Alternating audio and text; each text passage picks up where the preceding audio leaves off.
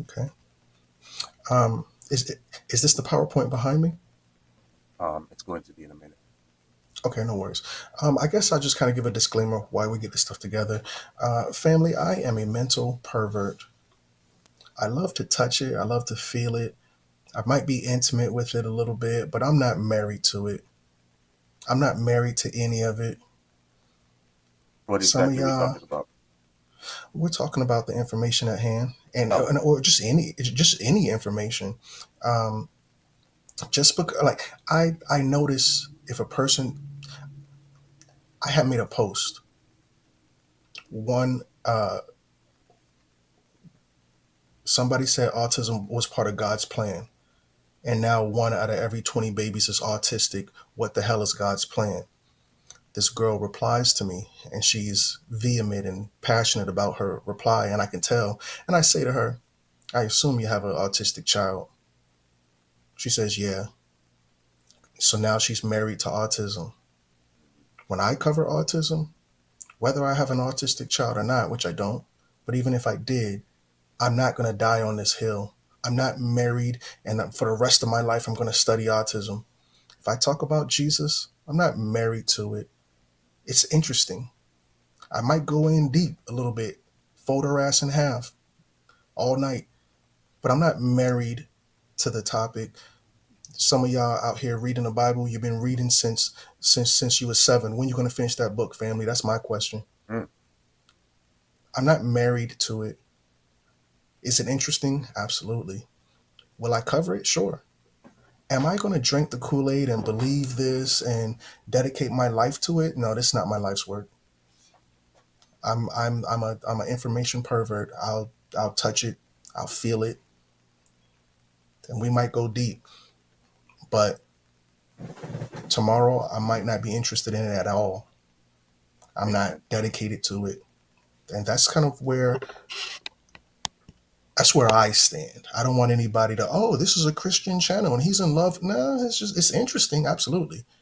It's not something that, you know, I'm not baptizing myself in the name of Jesus. I'm not drinking the wine or eating the bread and doing communion and all of these things. No disrespect to the religion, no disrespect to the characters or the story or anybody for that matter. But I'm just not one of those people who, just because I'm covering a topic or addressing a topic, is because I'm triggered or I'm invested in any type of way. Outside of this being interesting, I'm not really into it. Makes all the sense in the world. Makes all the sense in the world. And if if more people could take on that type of mentality when it comes to reasoning, we could learn a lot much more about each other and all kinds of things. We could go very far. And, communication is just superb. Superior. And I appreciate you saying the word reason. I know that maybe Caribbean talk. I've been around some Caribbean people, and instead of saying let's talk, they'll say let's reason, which is very interesting to me because from a American standpoint, we don't have these reasonable conversations. And that's what I would like to do today. I would like to reason with the It, family. it it's important. I'm glad you pointed that out, right? Because when you're talking, you're really just trying to get your point across, really and truly. But when you're reasoning, there's a discussion. Like there's an open mind. It's transfer of, what I mean? That's what I That's think. beautiful. Yeah, Just jump me into your too. PowerPoint, bro. Please. So, this video is called Jesus Was Real, and we're going to try to find some historical confirmation. Next slide, please. So, I am a bibliophile. I know you've heard of every other file in the world, but you're probably not familiar with a bibliophile. It's somebody who's in love with books, and the book of today is called Jesus, Last of the Pharaohs, written by Ralph Ellis. Ralph Ellis is an archaeologist who this is his life's work. He has gone to extreme extents and he studies this every day, day in and day out. And I appreciate when people do that. I'm not one of those people, but I appreciate when people do that. And Arthur Ralph Ellis claims that Jesus was the last Egyptian pharaoh. I'd love to explore that thought with you. Let's do it. Okay, next Let's slide. do it. I'm sorry. So Cleopatra was the last in the succession of Hebrew Ptolemy kings. Although she is considered to be the last of the Egyptian pharaohs, if I can just meditate on that for just 2 seconds, I know a lot of black people were so crazy about Egypt, but we only studied at a surface level. And if you ask Egyptologist black person who was the last of the Egyptian pharaohs, they don't necessarily know. I've never come across that person. Um, and prior to reading the book and going over his work, I didn't necessarily realize it was actually Cleopatra, and that's why she's famous. Mm, that's interesting. I think the next slide goes a little bit deeper into that. I might be mistaken. Okay, here it is. This is the official. This is from thoughtco.com in an article titled Biography of Cleopatra, Last Pharaoh of Egypt. So this is confirmation outside of the book. It reads Cleopatra was the ruler of Egypt as Cleopatra the 567, the seventh Philopator. She was the last Ptolemy. She was the last of the Ptolemy dynasty of Egyptian rulers, and the very last pharaoh of Egypt, ending dynastic rule of some 5,000 years. So Egypt was in power and had power of its own affairs for 5,000 years, and she's the very last ruler of Egypt. Um, That brings some. what say you? That just brings up so many questions on its own. Um, Number one, I guess one of my first would be, and forget you don't have to have an answer for me, but is she the only female pharaoh? Now there were other female pharaohs. One of the most famous is Hatshepsut, but Hatshepsut had pretended to be a man. That's why a lot of times when you see the pharaohs with the chin strap, it's a no pun intended, it's a strap on. It's not really facial hair. It's just something to make them look masculine. Interesting. Now, right, right. It's But now, just to spill the beans with the rest of the family, the good brother Dre and I, we're going to interview the guy who wrote this book. And what we're doing is kind of drafting, refamiliarizing ourselves with the content and then kind of getting some questions ready for Ralph when he comes on a platform. And I think that's probably going to be one of the most interesting ones as well. So for the listening audience, though I may not have the answer, just to give you an idea of what we're doing today, we're going to get those answers for you, family. So definitely you got to tap in, stay tuned. ready for the next one. Okay, please and thank you. Ptolemy the 15th Caesar, nickname Caesarion, also known by the nickname Little Caesar. He he was the last pharaoh of ancient Egypt. Hold on, Crumb. You just said it was Cleopatra. Now you're Right. saying it's Little Caesar. What's really going on? Oh, Reigning with his mama Cleopatra from ooh, two from the 2nd of September 44 BC until his death on the 12th of August 30 BC. Then as sole ruler until his death. The historical fact shows the last pharaoh of Egypt was Ptolemy the 15th, who was nicknamed Little Caesar. So now that it's jogging my memory. Usually, what you'll have is a co-regent. If the next in line who's born to rule, if he's too young, all right, the king is born and he's 2 years old and his daddy died. The mama's going to rule beside him as the co-regent, and then the child, when they get to a whatever age, then they can take the throne for themselves.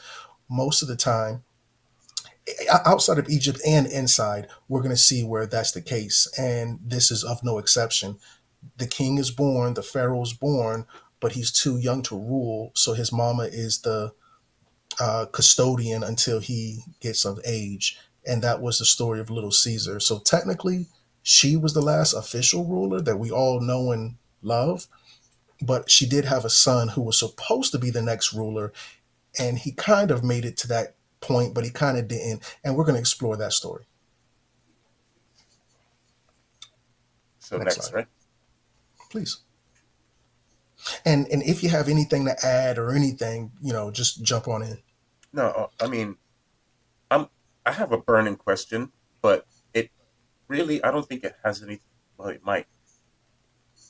Why did this empire die right then?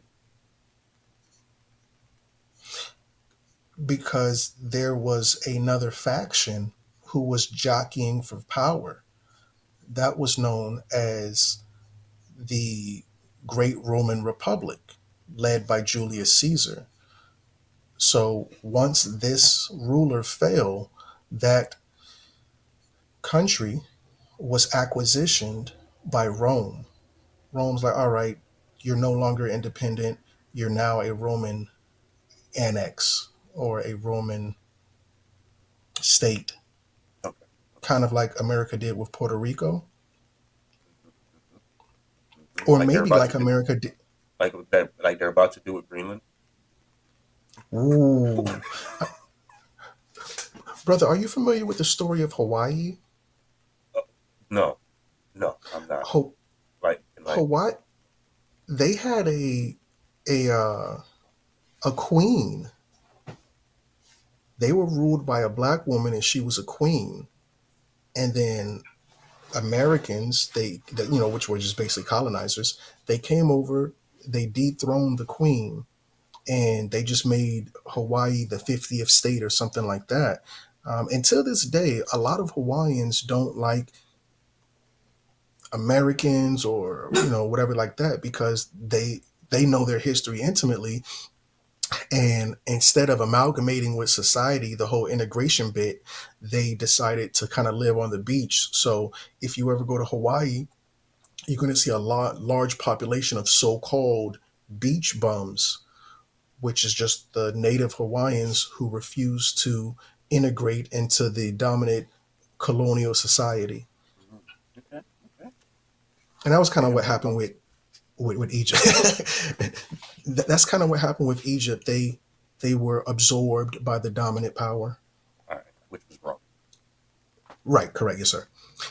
Born in 47 BC, Caesarion was the son of two of the most famous parents in the world. The world, Craig. That was from Friday. Roman ruler Julius Caesar and Egyptian pharaoh Cleopatra. So the head of state of Rome was Caesar, and the head of state of Egypt was Cleopatra. They come together, they have a baby, and this is little Caesar. We can Mhm, continue unless you have something to add. mhm. When Caesarion's mother, Cleopatra, proclaimed herself to be the reincarnation of the virgin goddess Isis, Caesarion became the son of a virgin mother goddess. Hey, Now, real quick on the whole virgin thing, uh-huh. the definition of virgin then is different from the definition of virgin in 2025. What are you talking about, bro? So, a virgin in ancient times was a single woman, and that's all it meant. It had nothing to do with her intimacy. If she's unmarried, she's a virgin. If she's unclaimed or That's crazy. uh, right, yeah. Just you know, sidebar. Um, we were talking about my grandfather in our family chat. Just memories and stuff. And one of the things that everybody was laughing at is, he was very colorful with his language. Um, and whenever a pregnant lady would walk by, he would, "Hey, virgin, how you doing?" Teach. So I just thought that was interesting. I'm sorry. It, I I pulled up the AI overview. If I could just read maybe a sentence or two. Please. So according to Skynet, which is my affectionate term for AI, I'm sorry. Are you familiar with Skynet? I am not. I use our Grok. Well, Skynet was the AI from the movie Terminator, Oh, okay. the rogue AI that wanted to kill everybody, and Arnold Schwarzenegger had to kind of fight it. Arnold Schwarzenegger, the Terminator, was fighting Skynet. So, I get so I was talking to Skynet. Skynet says yes, the word virgin originally had broader meanings, including unmarried, independent, or one in herself, not strictly meaning never had sex, especially in ancient cultures where deities and strong women like goddesses of Diana, Joan of Arc, were all called virgins to signify self sufficiency and freedom from male ownership. So that would make sense to where Jesus was born to a virgin. Now we can accept that, right? You're telling me he's been born to some woman that's never had sex before? Then he's kind of batshit crazy. I'm just And saying. It makes sense. I like for stuff to make sense, bro. it makes perfect sense. Yes, sir. Okay. So, yes, she says that, hey, I am not, I'm an independent woman. So this baby was born of an independent woman. Let's move forward. When Caesarion's father, Julius Caesar, was elevated, let me see what I got on this side. I don't know why when I share it, it kind of jumbles like that, but on my screen it's not jumbled. I have no idea why that is. But anyway, So wait, say that again. like on the share screen that we have, it says status of God, by and the are kind of on the same line. Um, I'm not sure I'm not sure why that is. On my screen, it's fine, but on this screen, but no worries. I just want to kind of complain. But anyway, when Caesarion's father, Julius Caesar, was elevated to the status of God by the Roman Senate, Caesarion was recognized once again as the son of God and the heir to God's kingdom, which is the Roman Empire. So we have on one side you're born of a virgin, which is your mama, and now, you have divinity through her. On the other side, you're God's son because your father was elevated to the status of God by the people. So this is going to give you double holy validation, maybe? I don't know. yes. I mean, state simply, yeah. Yeah. Okay. Next slide. Caesarion was also recognized as the son of God in Egypt after his mother named him all ruling pharaoh. Cleopatra declared him the king of kings at age of 13 during a donation of Alexandria ceremony in 34 BC. The name King of Kings, does that kind of ring a bell if Does it to ever? you? King of Kings, Lord And of Lords. right, this is the description in the Bible for Jesus. Correct. And for anybody who, I may be ruffling their feathers, this is not to be blasphemous or to discredit anything in the Bible.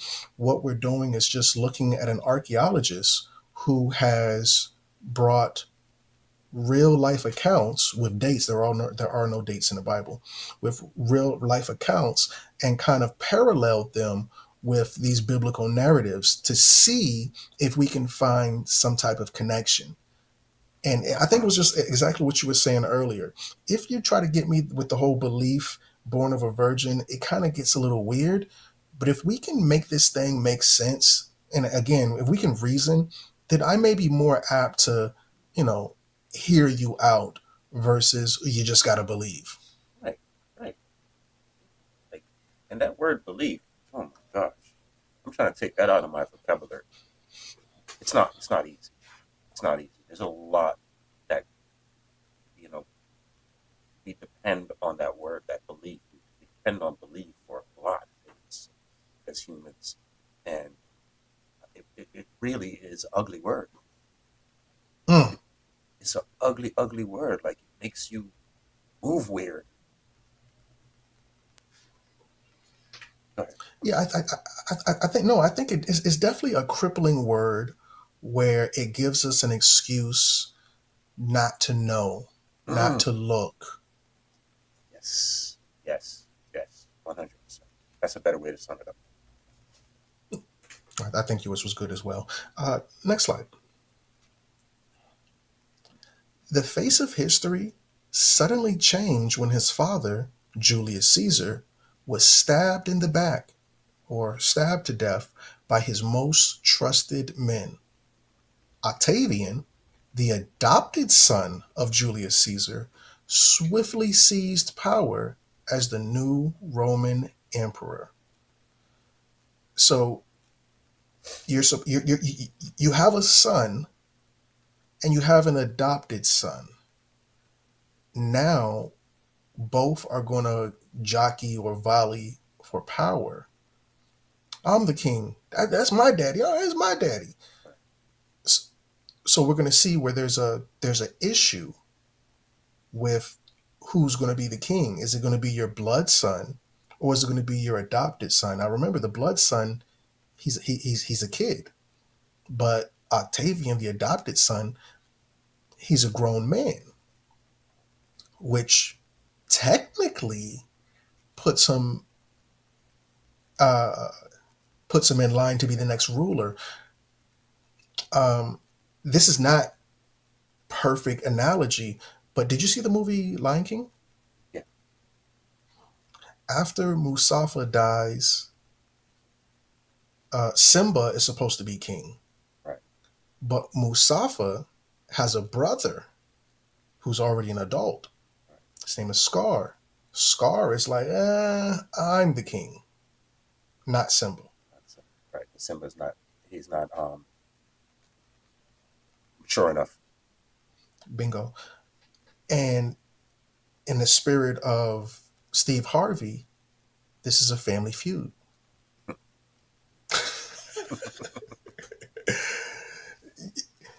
Next slide. So, after Caesar's death, Cleopatra becomes romantically involved with a commander, with a married commander from Caesar's army. His name is Mark Antony. Mark Antony and Cleopatra parented three children, two twin boys, I'm sorry, a twin boy and girl, followed by a second boy. And I want to just acknowledge something right here. Um, I I grew up in Florida, and I got with this girl. She was she was fresh off the boat. Her With family from was from Trinidad, Trinidad. but she was a red dot, not like a black person Trinidadian. And my government name is Anthony, but they never called me Anthony. They called me Antony, no H. Right. Uh, and I always found it interesting that a lot of people in the Caribbean they don't pronounce the H. Right. Right. Um, Hill and in America, yes, sir. instead of hill. In, in America, I was picked on when I was a kid for speaking proper English, and My mom, I didn't complain or anything, but she overheard it one day, and she said, if they ever, is probably my older cousins, if they ever say anything to you about how you talk, you tell them you speak the King's English. So I was telling somebody in Florida, I speak the King's English. I said, okay, interesting. Because in the Caribbean, we don't speak the King's English. We speak the Do you know Queen's what they language. speak? The Queen's language. What king? The Amen. Queen of England, right? I Yeah, said, okay, 'cause we speak the Queen's English. I right. said, wow. Yeah. So this language where we say Anthony versus Antony, respectfully, I know according to King's English, we pronounce the H, but according to the Queen's English, we don't pronounce the H. Um, Jamaica, prior to, I think, don't get me the line, I think it was like 1967. Prior to 1967, Jamaica did not have independence, and they No, I were think a it was part of. before that. I think it was before that. Don't get me to line either, but yeah, Okay, yes, 67 is sir. a bit close. Um, keep me honest. Well, let me just double check. When did Jamaica? I really don't know. Gain independence. 62. Okay, keep me honest. Thank you, thank you. And that was So still prior to, because I was born in '77. not very long, not very long at all. So prior to 1962, anybody born in Jamaica had a British birth certificate. That's why you don't Jamaicans don't need I don't know about now, but prior to this, people of a certain age, they don't need a passport to go to England. Like I don't know if you need a passport to go to England, but the elders, they don't need a passport because they have a British birth certificate. And I've never been over there, but a lot of I believe, from what I understand, there's a significant Jamaican population in Great Britain. Absolutely. Okay, yes, sir, yes, sir. In addition to that, I think it's important to note when Marcus Garvey got deported, they didn't send him to Jamaica; they sent him to Great Britain Mm. because, well, we know Marcus Garvey had a British passport. Oh, I'm sorry, a British birth certificate. There was no such thing as a Jamaican birth certificate Jamaican, prior yeah, to, makes yeah, when sense. he was born. But just going into the Anthony, just super duper interesting. Yeah, Or definitely. just not even that, just that. But anyway, yeah. Next slide. I'm sorry. Since Caesarion was Caesar's son and the rightful heir to the empire, Cleopatra feared for his safety. When Octavian's mighty Roman army invaded Egypt, Cleopatra arranged for Caesarion for Caesarion's safe passage out of Egypt with her most trusted servants. This is super duper important because I'm about to connect the Bible. Next Yeah, slide. please. I see where I kind of see where we're going. I think Uh, so. Yeah, come on. Just like Caesarion, Jesus was the rightful heir to Judea, and Joseph feared for his safety. hmm, And hmm, between me and you, when we talk about like the Bible, I have no problem with that. No problem at all. But I find it interesting that these historical events have such close parallels. And not even just this story, but several stories where you're going to see similarities with stories in the Bible. And not to challenge the Bible, but some of the stories predate the Bible. Uh, but yeah, let's continue. This story is parallel with Jesus because both were royalty, both were heirs to the throne. And just to make it very clear, in the biblical story, the king of Judea is Herod, and Herod wants to kill Jesus. And the story, well, according to the history, Jesus is Caesarion or Little Caesar, and Octavian, who's the king of Rome, wants to kill Caesarion.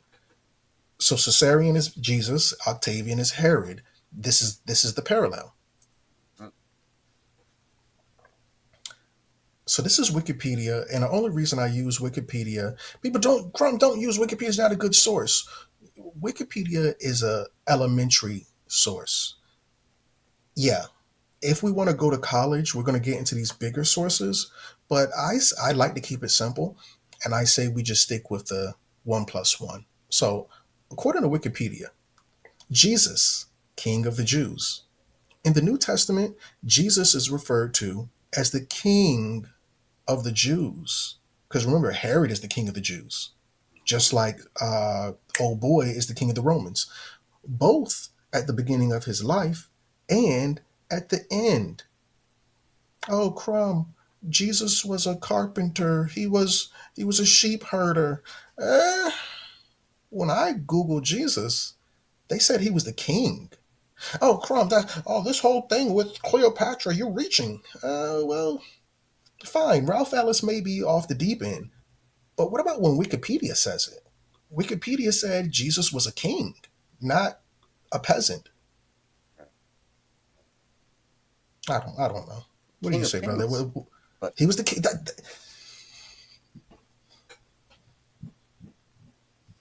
Amen, church. Okay. Question: Who was the king of Judea? Who was the king of Judea when Jesus was born? Answer: According to encyclopedia.com, in an article titled "King of Judea, Herod the First," it reads: He later became cruel and tyrannical, executing three of his own sons mm, and his wife. This is Herod. He's a bad guy. right, According to the New Testament, Herod was the king of Judea when Jesus was born. So there, there you have it. This we haven't touched the Bible. According to sources that we've all read the Bible, they're going to say, based on the story, Herod is the king of the Jews. Now Jesus is born. Now he's the king of the Jews. So obviously that's going to create some problems for Herod. I think that's a fair statement. enough. And it's time for you to go. Okay. Okay. Jesus was a king and not just a carpenter. And the New Testament does not say he was. The New Testament doesn't say he was a carpenter. The New Testament, as we just read, well, we just read Encyclopedia Britannica, it says he was a king. It says that he was a tecton. This is the original word, which means he was an architect. So let's just kind of look into the word tecton according to Wikipedia. We're going to keep it simple. An artisan, a craftsman, an ancient noun common for an artisan, craftsman, in particular, a carpenter, a woodworker, or a builder. The term is frequently contrasted with an iron worker, a smith, a stone worker, or I don't know why they put it at the very end, or a mason. Jesus was a mason. Oh, he was a carpenter. Well, just like with the word virgin, you may think of it as one thing, but in the ancient world, when they said carpenter, the original word was tecton, meaning a mason. Is that a and I don't have a dog in the fight. I don't Hmm. have Masonic phobia. Masons are bad. I don't have the knee jerk reaction. But what do you make of this? Oh, Jesus being a mason. when I read that, I don't think of um, skull and bones Okay, and I don't I think about a stoneworker, concrete worker. it just seems like people in 2025 have somehow removed mason from stoneworker. Right. And it just, I don't understand. So even like, even if you want to connect the underground empire called the Masons, right? They're builders. To me, that's the word is simple. Yeah, I got and the official term is stonemason. But yeah, let's continue. So next slide. You can hear the Anglicism on the end of it, but Jesus was not a builder making houses and temples. He was a speculative mason or a speculative architect, meaning that he was a spiritual mason. mm, And instead of building a physical this or a physical that, he was building up men. One of the Masonic um, phrases, like the Masons tried to recruit me. And I'm like, why me? Oh, we make good men better. Jesus would build a man from a low state to a high state. A lot of people will say, not Jesus Christ, but Christ consciousness, and he would build you up to Christ consciousness. What do you think about that? that makes sense. I mean, it doesn't matter what you're building, you're a builder,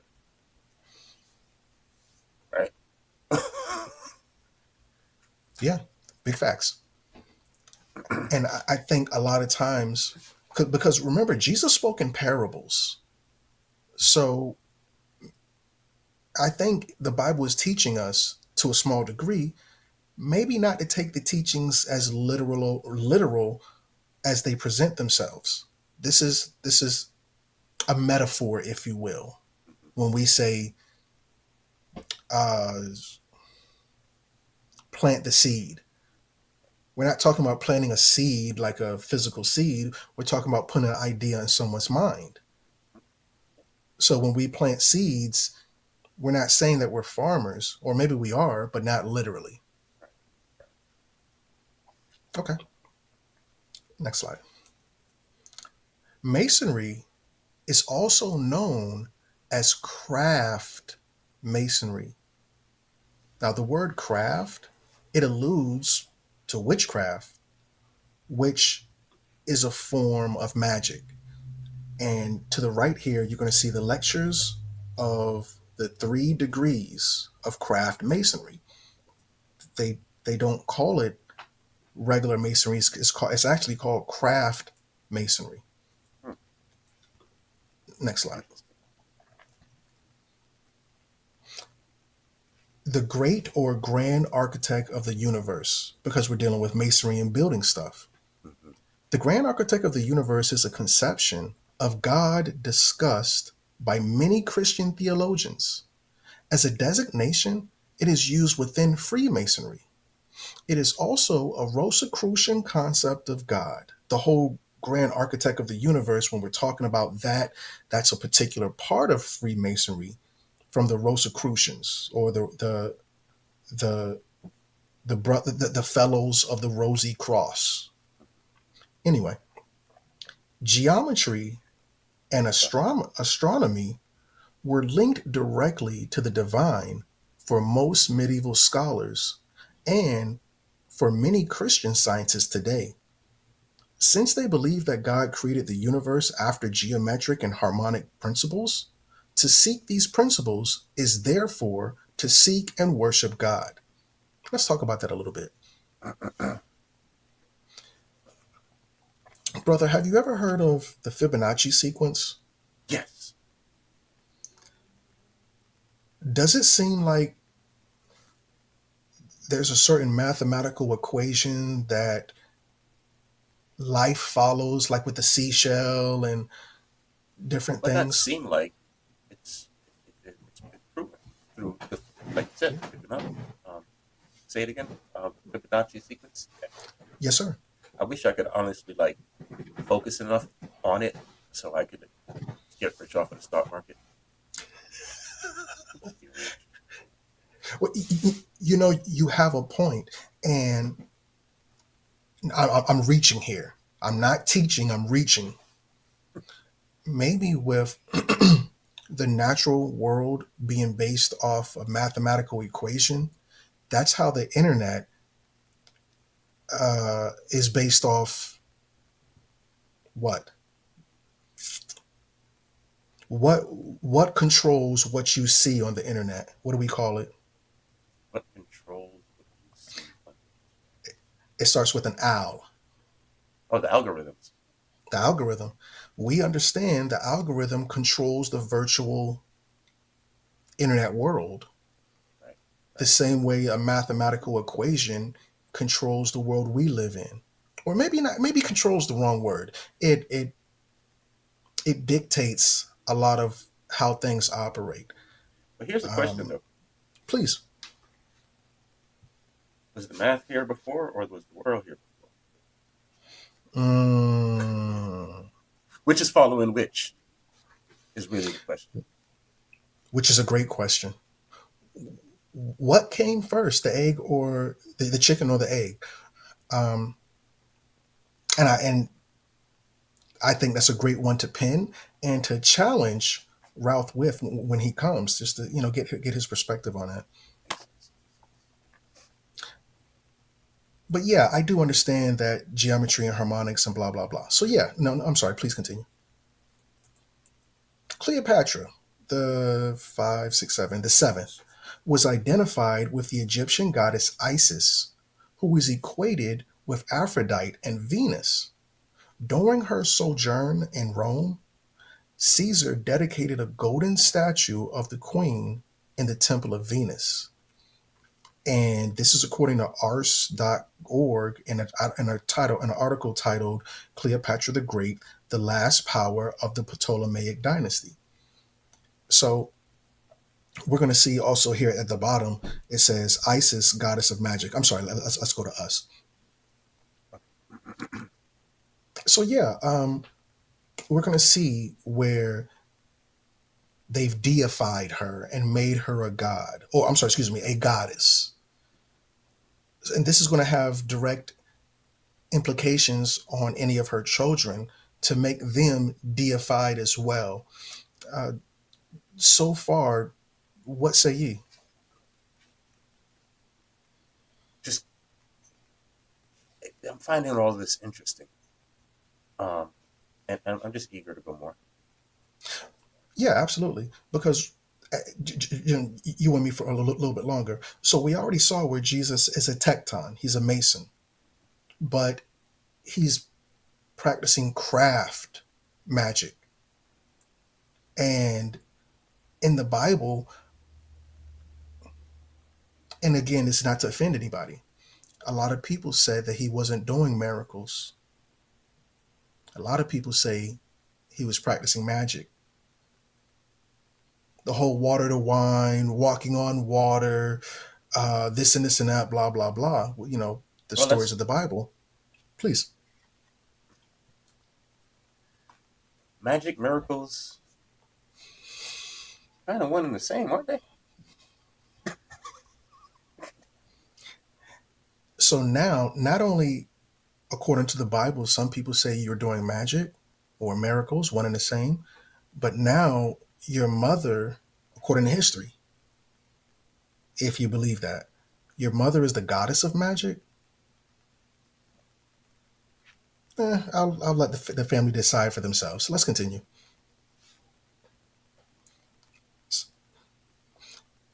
Great Mother Isis, the goddess of healing and magic. Wow, that's interesting because Jesus was a healer. Anyway, was was crucial to ancient Egyptian religious beliefs.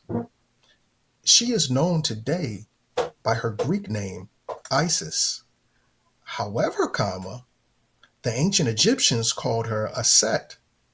Her name translates to Queen of the Throne, which is reflected in her headdress, which is typically a throne.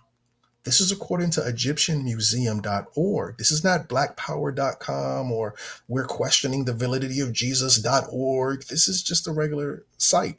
But the title is Isis, Explore Deities of Ancient Egypt. And I got a couple, excuse me, I got a couple of pictures that say, Cleopatra the goddess, Isis, the mother of magic, and she's also the mother of not only healing, but healing magic. Um, I think it was really interesting the way Jesus healed people. Do you remember when Jesus gave sight to the blind and how he did that?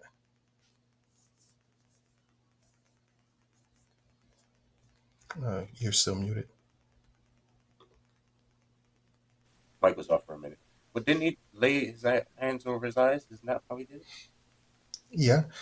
Now, here are the weird details. This is the Bible now. This is the Bible. According to the Bible, Jesus spit on the dirt. Oh He yeah. spits on the dirt. Oh He yeah. mixes the dirt and his spit, and he wipes this spitty mud in the dude's eyes. That's how he gave sight to the blind. Listen, family, we listen, but we don't judge. I'm not judging for how he get it. Get her done. Yeah. However you got her done. This The man can see. Thank God. right, here's, here's how it happened. right.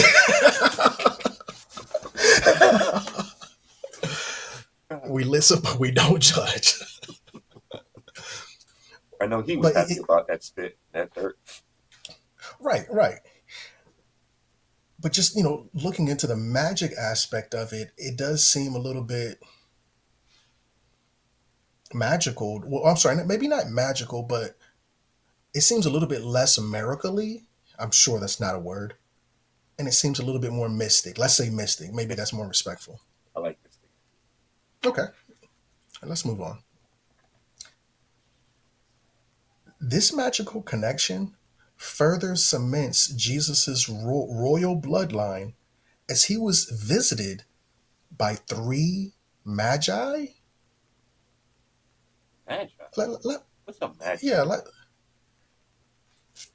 so let's go to the next slide. Sure, absolutely. I think you obviously on the right page. No pun intended. Magi, which is singular, and the plural is magus. A magus or the magus or a magi is a member of a priestly caste of ancient Persia. Another word for magi is sorcerer. Because remember, Jesus did deal with the source, but Hmm. Stop playing. let's go deeper into it. Absolutely. Biblical magi, also referred to as the three wise men. Let's breathe right there, brother. Do you remember? Well, let me ask you this. Maybe I'm asking the wrong question. Were you raised a Christian? Yes. Okay, Absolutely. okay, My okay, good. grandmother was a real praying grandmother. We were laughing about that this morning, boy. Don't prayer house like they had 11, sorry, well 11 and but one passed away at birth. So there were 10 children, and they didn't obviously didn't have a TV, right? There's so many damn children. Um, bro, when I tell you, when grandma went to praying, you better not have done anything for her to go to God about, because she's spilling all the beans. She's telling him everything. Real, real praying house. Real, real. Nobody can't So, convince me. I'm sorry. No, no, I'm sorry, no, please. nobody can convince me different. Um, like God is real. Prayer works. Um, magic within all of that is real. Personal story. As a child, I was outside playing at my grandmother's house, at my grandparents' house, and that's the most spiritual place I've ever been to. Um, I was climbing on a tree, breadfruit tree, outside, young, young, probably about 5, 6 years old, you know, and fell. I was caught. before I hit the ground. There was nobody there that I couldn't see anyone who caught me, but I was caught and placed on the floor. You going deep. Yeah, it's just a personal experience. You know, dude, from 5 years ago, this was 40 some odd years ago, and it still sticks out in my memory like yesterday. Mm. But let me ask you one more question. Yeah, sorry. Are you familiar with the three wise men? That's what I was gonna refer to when you mentioned, you know, that's what I heard. That's what my spirit heard. I I was raised with now, with all due respect, I wasn't like some genius or whatever or super duper Bible thumper. And even though I prayed, I love God, I got baptized, all of this stuff, I did have a problem reading the Bible. I didn't really understand the the thous, and the old English was just. I think it's still kind of challenging, to be honest with you. Right, right, right, right. So I didn't learn about the three wise men through like reading the Bible. I learned about the three wise men from the nativity scene. Mm, We talked about the three wise men during what holiday? Christmas, right, right. That time of Christmas. year. Yeah, that's this is the time of year where my grandma and them would sit us down and go through the story, not necessarily through the Bible, but she would set up the Christmas decorations. She'd set up the manger, baby Jesus, uh, I forgot his mama name, Mary and Joseph, but she would also set up those three wise men. This is Yeah, nobody preaching, no Bible. This is just kind of the decorations. yeah, yeah, yeah. Those three wise men, they were always around. Yeah, absolutely. Okay, let's go into the three wise men. So the biblical magi, otherwise known as the three wise men, were distinguished foreigners in the Gospel of Matthew and Christian tradition. They are said to have visited Jesus after his birth, bearing gifts of gold, frankincense, and myrrh. They are regular figures in traditional accounts of the nativity celebration of Christmas and are important parts of the Christian tradition. We can move forward. So, first age of empires, Egypt and Persia. This is super duper important because these three wise men, where are they coming from? That's an important question. They're coming from Persia. Next slide. He was called the king of kings because those three wise men, they were all kings. Why are kings? Oh, well, they were kings from Egypt. They were kings from Judea. Why are kings from Persia coming to talk to you? Like, I'm a king. I don't bow to kings. Right, According to the Bible, oh, crumb, he was a carpenter. Fine, he was a carpenter. But if he's a carpenter, why are kings coming to bow to him? right. That's not very carpenter-ish. That's more like a royal blood. Oh my God, And it's a new king. this is at birth. So right, this is not through adulthood where you can either that carpenter thing even comes about yet because this is at birth. He's not even a carpenter yet. Right. I didn't think about that. Okay. Yeah. Okay. Sorry. So next. He was called. I'm sorry. No, no, no. I'm sorry. Yes, sir. He was called the King of Kings because he was really the king of all kings. The king of what? He was the king of Midgard. Mid, Crum, you sound like Thor. What are you what? talking about, Midgard? Yeah. What is that? Midgard. I never heard this one before. um. So like a midwife. Well, you okay, and me and you, please. Yeah. Okay, Midgard. Fine. I'm being cheeky, but ha- did you watch the Avengers? Any of them? No. Okay, fair enough. I really didn't get into the Avengers as a kid. As a kid, I was only dealing with like X-Men, some more of the like name brand, like Spider-Man, Batman. The Avengers just wasn't banging when I was a kid. Avengers, for me personally, Avengers didn't really get big until the Marvel movie franchise came in. And Avengers was the first story of the Marvel movies, which I know there's like a bunch of Marvel movies now, but in the beginning was Avengers. And one of the Avengers was Thor. And Thor, he's a god. And Thor is from, I can't even remember the name of where he's from, but when he comes to Earth, he calls Earth Midgard. This is according to Norse tradition, which we got a little bit of that through the cartoons. Lord knows I don't study Norse tradition, but through the TV, we watched too much TV growing up, and that's kind of how I found out about Midgard. That's me personally.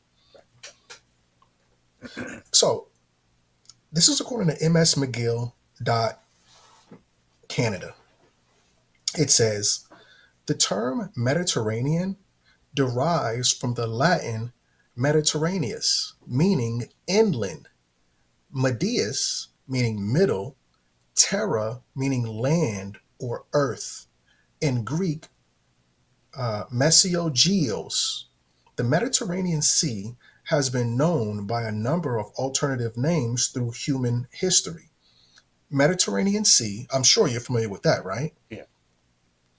Mediterranean Sea, or the Mediterranean, is another name for Middle Earth. The middle of the earth was everything around the Mediterranean. And I'm not great with the geology or nothing, but I know where Egypt is. It's right on the Mediterranean Sea. Um, I think Italy and Sicily, um, Israel, these are all things on the coast of the Mediterranean Sea, or the Middle Earth, or Midgard, as some would call it. Okay, let's continue on. So now these three wise men, because Jesus, he's over at Midgard, he's over at Middle Earth, he's over at the Mediterranean Sea. The three wise men are in Persia. So here's the question: is Egypt older than Persia? I'm sorry, is Egypt older, or is Persia? The question is not worded right. Anyway, answer. It says, because Persia is modern day Iran. Number one, it says Persia's older, 3,200. Then it says Egypt is the next oldest at 3,100. In my personal opinion, do they know the exact dates? Obviously not, because they're rounding it off. So basically, what we're going to say is Persia and Egypt, these lands or whatever, they were all formed around the same time. Close Close enough, right? but, because nobody officially knows, the documents were burned and blah, blah, blah. Next slide. He was the emperor of Rome. This is Jesus, or Little Caesar. He was the king of Judea. He was the pharaoh of Egypt. And he was the king of the Persian kings. And this right clout. here, And this that, was that, at that's birth. that's this is at birth. That's a lot of clout. That's a that's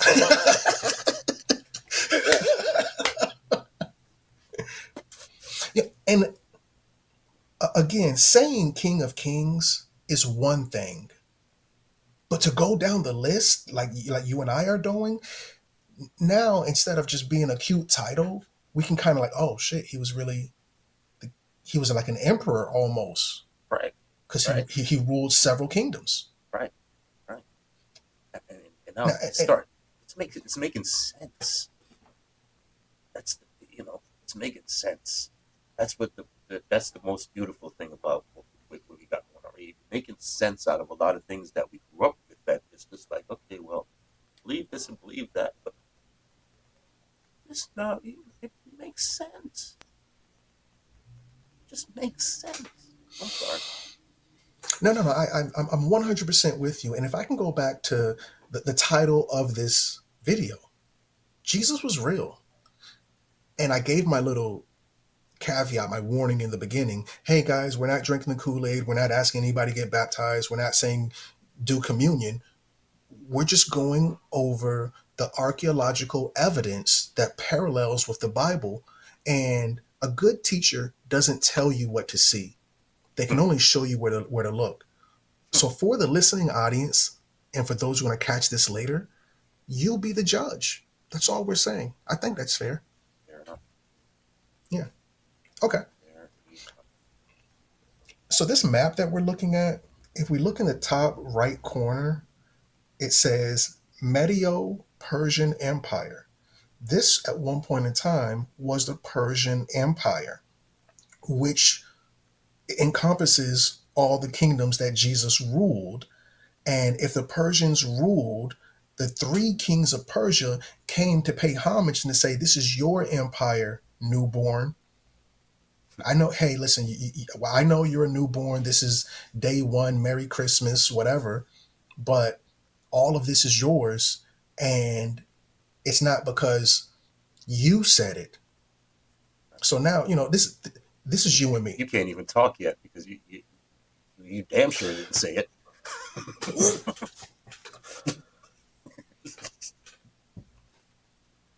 Next slide. Historians confirm that Cleopatra sent Caesarion to India. There are no historical records of Caesarion's fate, despite false rumors of his capture. Cleopatra's most trusted servants, who traveled with Caesarion, became the boy's parent guardians.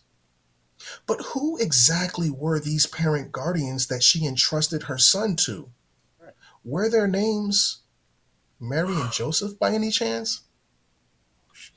Oh,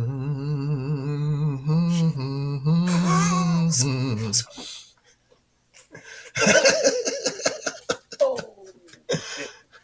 Okay. Okay. Okay. That's all. That's all I got. Okay.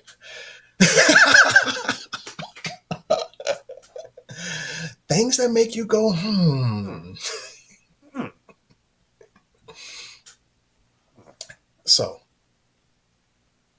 if you read the raising of Lazarus in the Gospel of John, it is a standard third degree raising from any Masonic temple. You can share screen. You said you him. Whoops. Oh, Could you share screen okay. for the family to follow along? Next slide. No problem.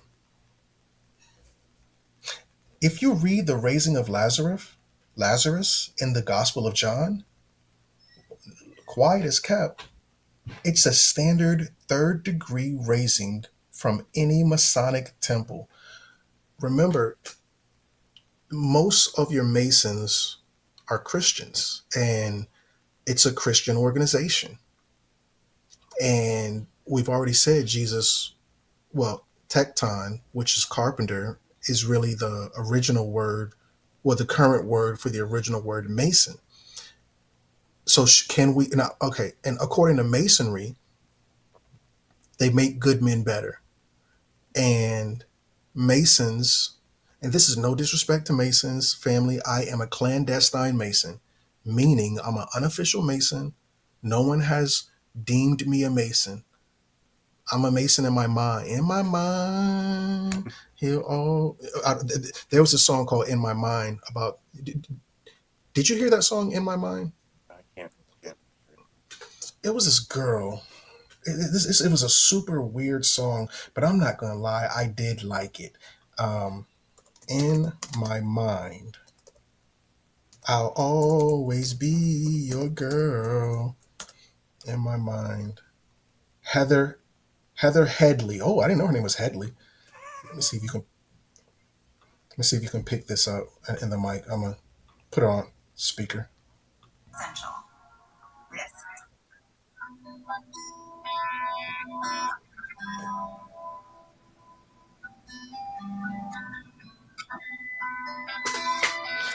This song is called "In My Mind" by Heather Hadley. We just listen like the first lyrics or so.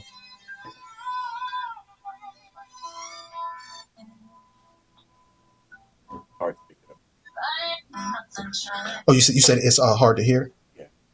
Yeah, I got the echo cancellation on, so it's probably going to register as echo. But in the song, I'll try to sing it, which I know I'm going to be offensive. In my mind, I'll always be your girl. It's about a girl who got broken up with by a guy, and she still thinks she's the girlfriend. You're not the girlfriend. You're not And in. Okay. Get out of here. I'm sorry. No, I was just saying she's not the girlfriend anymore. Get out of here. Right, right. So my point is, family, I'm not a Mason. In my mind, I'm a Mason.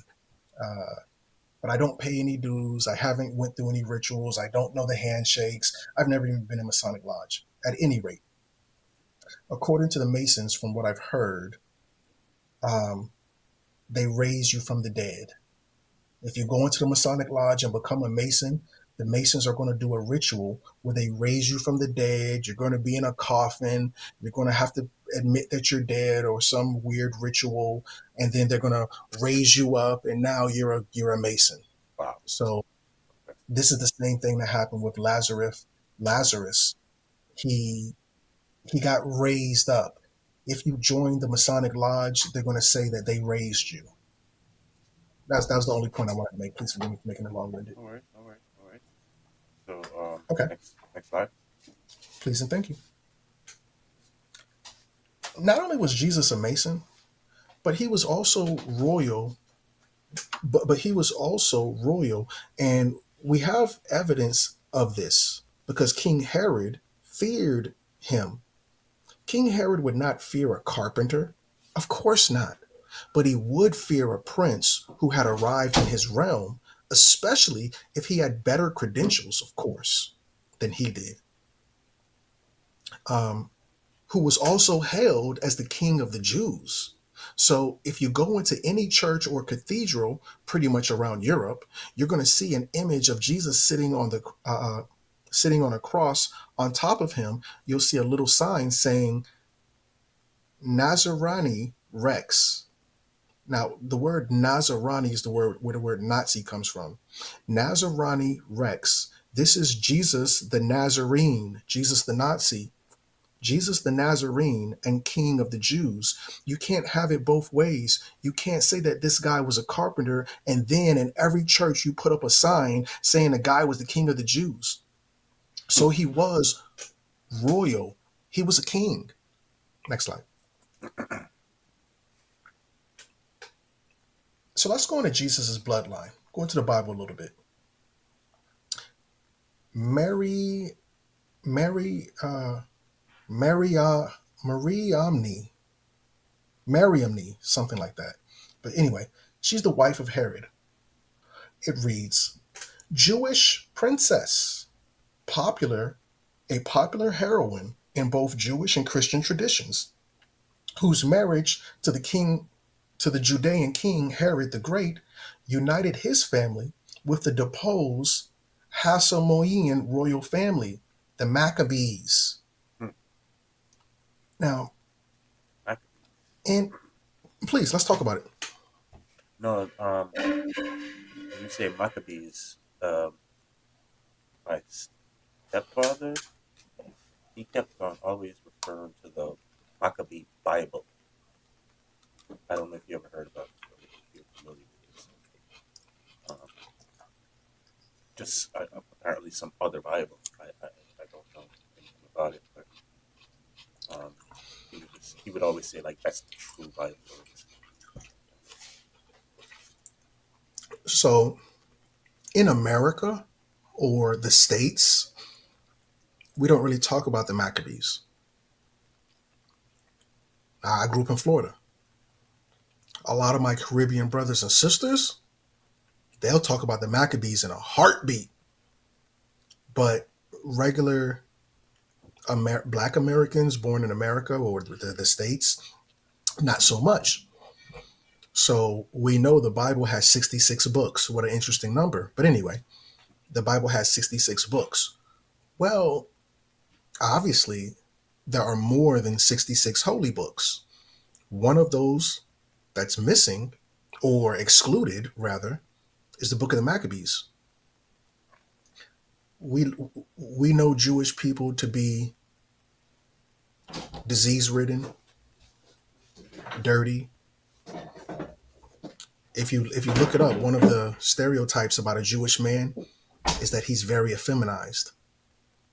Remember, Jews brought you homosexuality. Well, not they didn't brought it to you. They brought you the popularization of it. In America, if you say that you were born gay, you got a Jewish battery in your back. Hmm. In the Talmud, there are more than seven genders, and right, just some weird stuff. And that's their religious book. So now the Maccabees, none of that. The Maccabees, and this is no disrespect to anybody. The Maccabees were some bad men. They were fighters. This is that same spirit you're going to see in Jamaica. This is the same spirit you're going to see with the fighting Irish.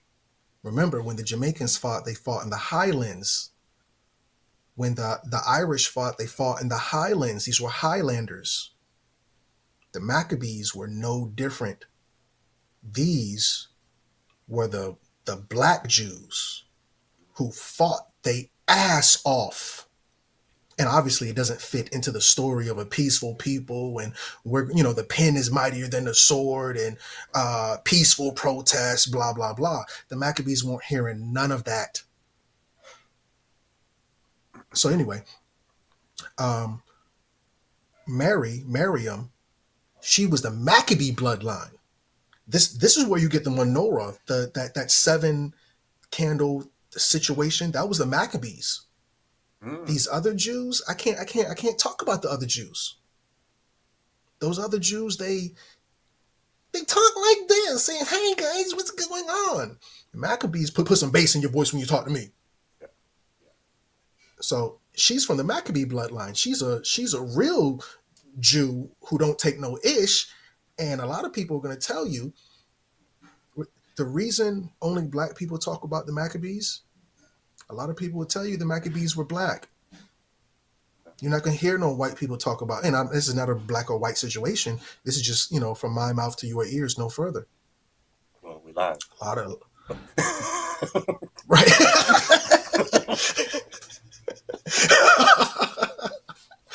Listening audience, this is between you and me. And what I mean by that is, if you go into a black community, this message will be received well. You go into the Caribbean, maybe Florida, but if you go into the Catholic Church or if you go into one of these, strictly 66 books in the Bible churches, they're not going to want to talk about the Maccabees. This is a black conversation that mostly only black people will be comfortable having. As we know, they took the book out and they took it out because obviously it don't make them feel good and they don't like it, even though the menorah comes out of that book. I Right. digress. So yeah, she comes from the Maccabee bloodline, and she helped legitimize her husband's power.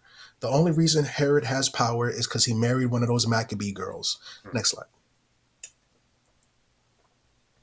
While Caesarion fled from Egypt with his parent guardians, Cleopatra and Mark Antony's three children were placed in the care of Mark Antony's wife. After suffering a crushing defeat against Octavian invading, I'm sorry, let me start over. After suffering a crushing defeat against Octavian's invading Roman army, Mark Antony committed suicide by falling on his own sword. Now, again, I speak the king's English. I don't speak the queen's English.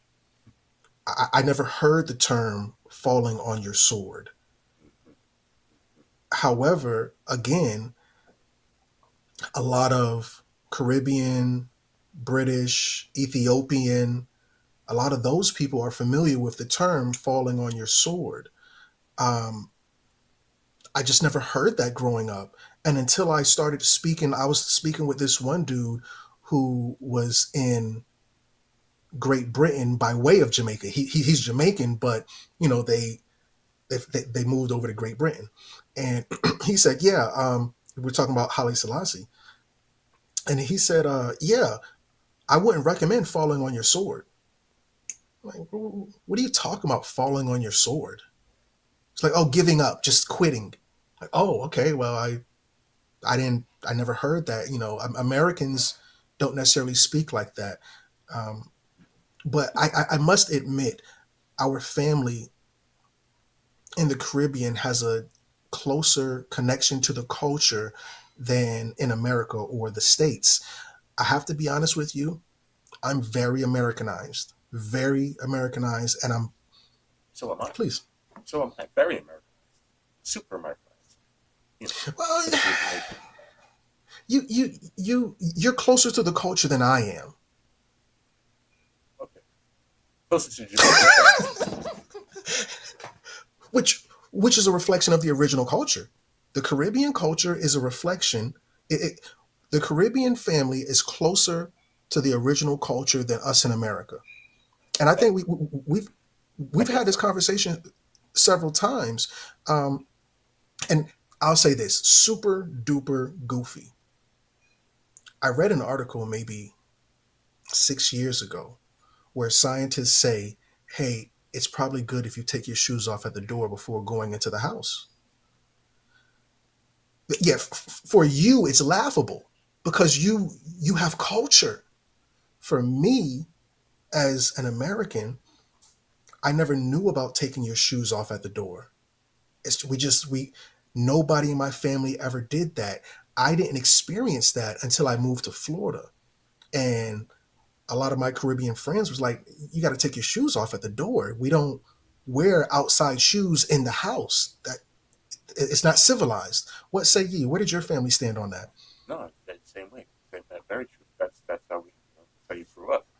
Um, no, but nobody walks in your house. It's complete disrespect if somebody walk in your house and not, take your shoes off. Like, what? You're gonna bring all of that crap from outside into my house? Which, looking back on it, oh, am I still here? Have you lost me? No, something Okay. glitched for a minute, but we're Um, good. I'm not sure what okay. it Yes, was. sir. Yes, sir. I caught that glitch as well. So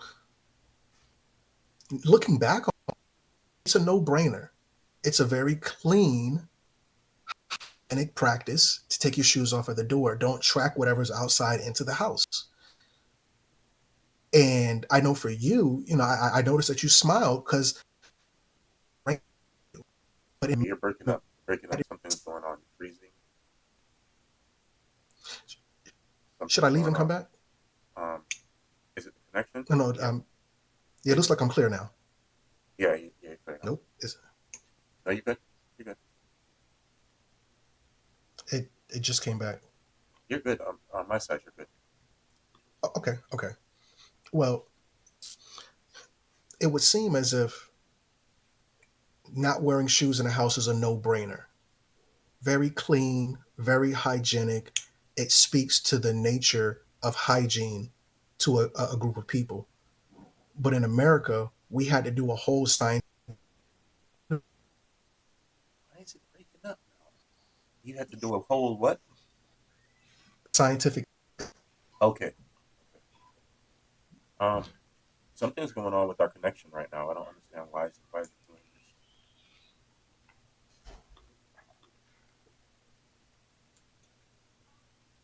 Let me. I'm gonna close out some of my windows.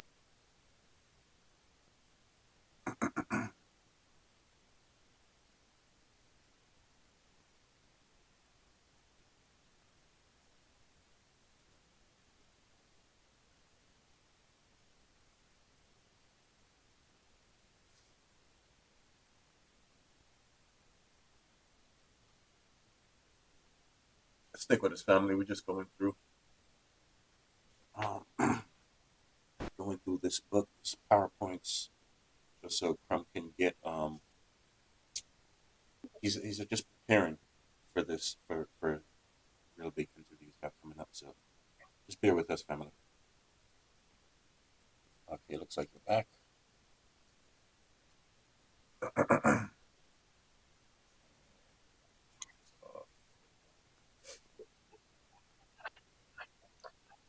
I still hear it a little bit, but I'll let you decide what you like to do.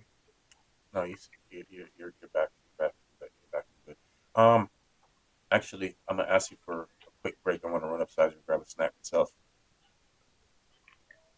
Getting kind of hungry.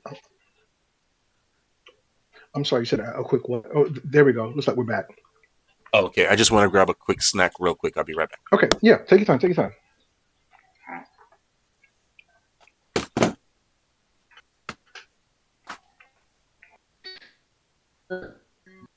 Oh, in the audience, the song is stuck in my mind. Okay, there we go. Yeah, in my mind by Heather Hadley, whatever. Now that song is stuck in my mind. Somebody in the audience got to talk black to me. I know somebody has heard that song before. In my mind, I'll always be your girl. Um, Super funny song back in the day. Super duper funny. There we go again.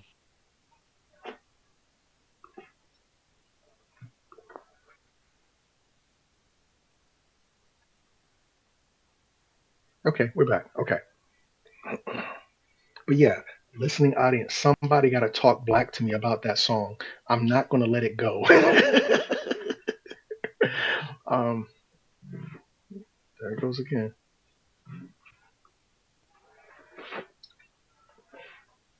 I don't even know if the family can hear me. Hopefully you can. But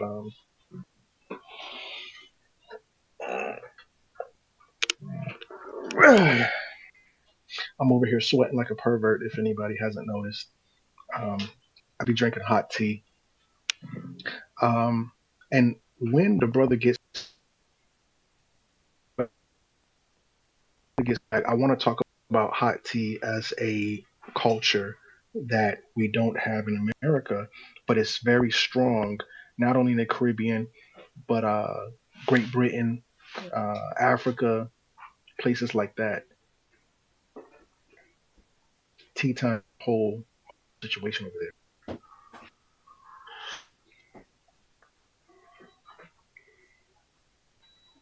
Sorry about that, brother. Oh no, you're good. How's my connection? Still choppy? Okay. Okay,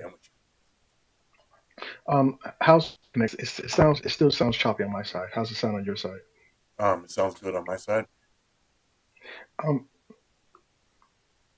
You, yo, what do you think about the fact that we had to do a whole scientific study to say don't walk in the house with your shoes on? man,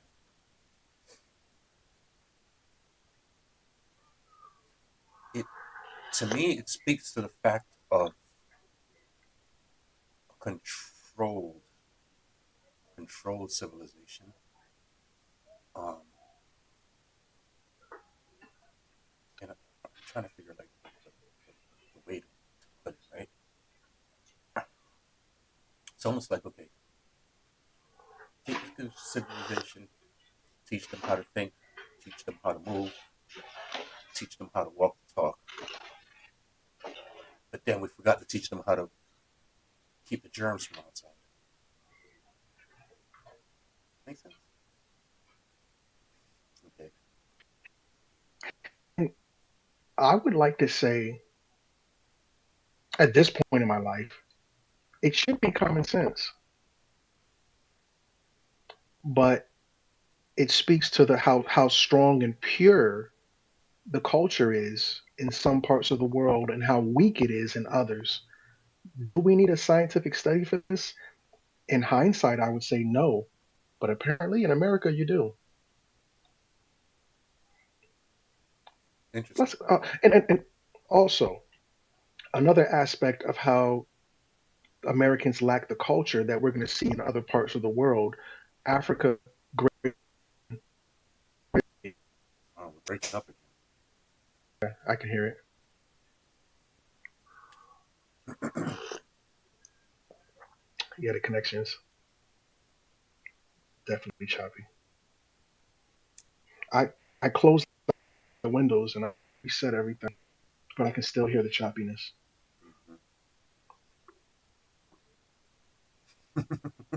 Hold on, somebody's watching on what's it called? I mean, we got some comments over here.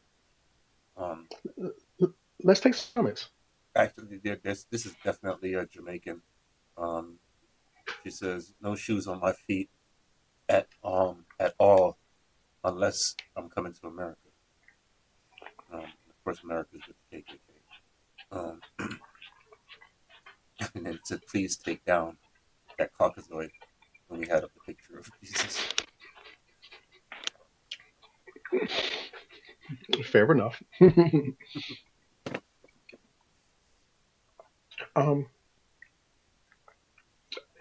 I, I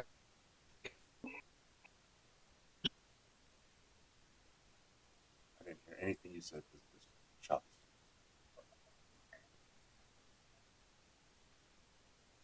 Maybe you should go out and come back in.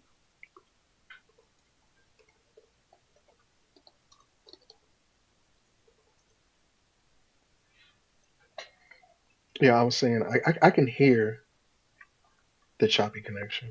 Yeah. So what you saying? Maybe we should. You want to go out and come back in? Reset. Sure. Okay. I'm putting the Caucasoid back up.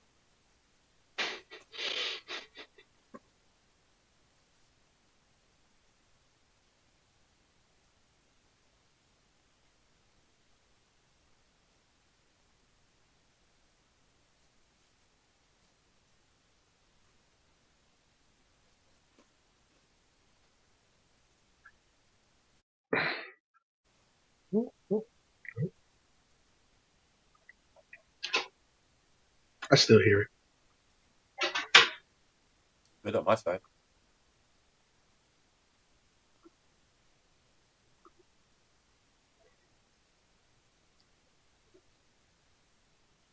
Okay, there it goes. There it goes. We're back. Nope, there it is again. It's gone. On my side, you're good, bro. Okay. Until you started talking. As soon as you started talking. Um, would you like to close it out and we'll just come back another time? um, we can if you want to. I mean, yeah, we are an hour and a half in. Yeah, so let's do that. Let's go ahead and close it down and we revisit. Come back at this. All right. Peace and blessings. Thank you for tuning in, everyone.